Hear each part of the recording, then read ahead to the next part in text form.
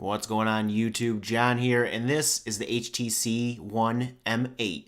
The M8 is the newest version of HTC's flagship phone. The M7 was the first true attempt from any Android phone manufacturer to develop a phone with a great design and build quality. So does the M8, this year's model, stand up to the M7 standards or even exceed it? Let's find out.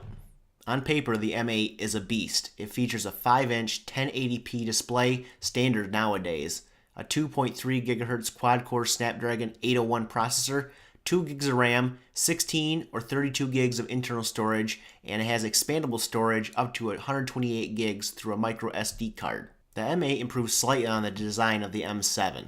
The M8 is thinner than the M7 but slightly taller and wider. The M8's backside is now 90% made of metal compared to 70% for the M7, which makes it a bit heavier at 5.6 ounces. No other Android phone comes close to the design and build quality of the M8. The only downfall of the design is the brushed stainless steel on the back, which makes it feel like you are going to drop it every time you hold it in your hand. Taking a look around the M8, on the front you'll find the 5-megapixel front-facing camera and the boom sound speakers. On top is the power button and an IR blaster to control your TV, which is built into the power button. On the right-hand side is the volume rocker. On the bottom is the micro USB charging port and headphone jack. On the back of the M8 is the new dual camera setup. This camera includes a 4-megapixel camera and a second lens that captures depth information. The HTC One M8 runs Android 4.2.2 out of the box, the newest version of Android.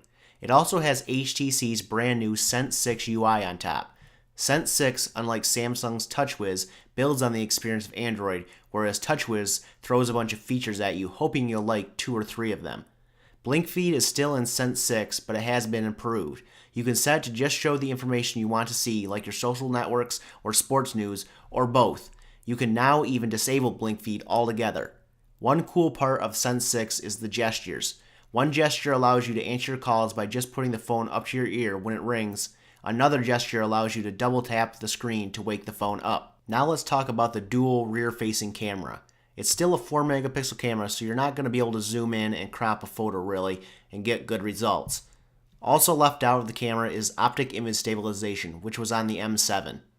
What they did do though is make taking photos in bright situations better. The camera is fast, so you can take a lot of photos in a small amount of time. The second camera on the HTC One M8 is used to pull in all the depth information of a picture. This way, after you take it, you can set your focus to a different part of the photo if you want through the many editing features of the camera's software. If you're looking to get the highest resolution possible, you'll need to look elsewhere, but the M8 does do a great job taking photos.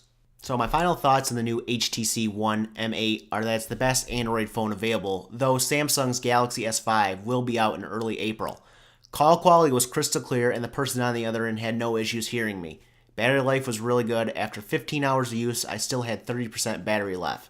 The design is improved over the M7 and it's still the best designed Android phone available. It runs the latest version of Android, and Sense 6 is a nice improvement from Sense 5.5.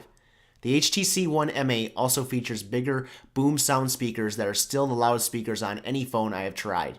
The camera on the M8 also does a nice job, though it lacks optic image stabilization and it's only a 4-megapixel camera. If you have any comments or questions about the M8, leave those down below in the comments section. If you like this video, then hit that like button and the subscribe button, and I'll catch you guys in the next video.